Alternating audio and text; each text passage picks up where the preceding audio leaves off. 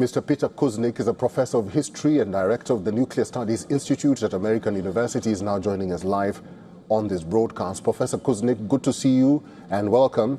Iran claims that Project Freedom, where the U.S. Navy is guiding commercial vessels through the Strait of Hormuz, is a farce, it's fake, it's baseless. At this juncture, who do you believe? Iran, who are continuously refuting Trump's statement, or the U.S. military and the Pentagon? That's a bad choice. If you have to choose between the U.S. statements and the Iranian statements, you have to be very, very careful. You have to be skeptical of both. We know that the Washington Post reported that during Trump's first term in office, he lied on 30,573 separate occasions.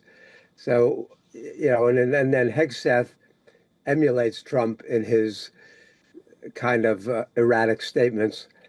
So we're getting reports out of the Gulf and out of the Strait of Hormuz that the Iranians have hit a South Korean vessel, that they've hit an Emirati vessel, that they struck a U.S. destroyer, and the U.S. denies this.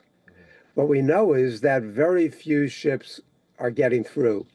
And the U.S. at times says it's just going to provide information about what are the safer routes for some of these vessels that are stuck to go through based on where the mines are and where Iranian forces are assembled. But then sometimes it says that the U.S. is going to use its Navy and its destroyers to guide the ships through the Gulf. In either case, it's very, very dangerous, and we're getting closer to another escalation and more kinetic warfare, which nobody wants to see, except maybe for the Israelis. Professor Kuznick, I had saved this question for you yesterday, but I think it's still safe to ask it today. Who, in your opinion, has the cards between the United States and Iran? And this confusion about an imminent peace talk, how will it play out in your view? If it remains where it is now, Iran has more of the cards, because Iran still has a chokehold over the Strait of Hormuz.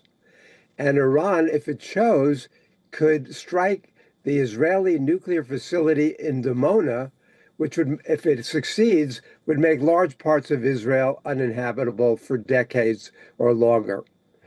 The United States has cards also. They're horrific cards.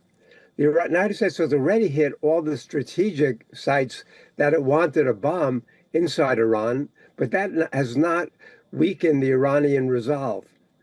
But we know that there are people who are urging Trump to go farther and to use nuclear weapons.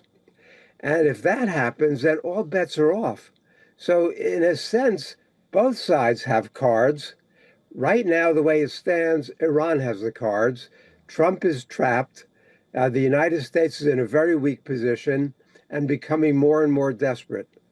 However, this has to be ended diplomatically immediately, because the next stages of escalation are terrifying in what they could bring.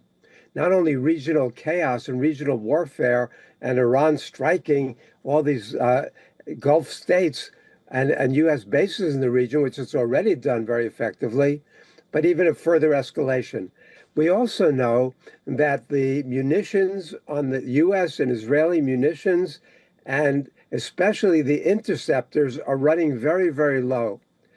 Israel's main interceptors, the Arrow 2 and Arrow 3 interceptors, they started off with about 150 at the start of this war, and now they're down to single digits, which means that if Iran does launch a large-scale attack with drones and with missiles, many of them will get through.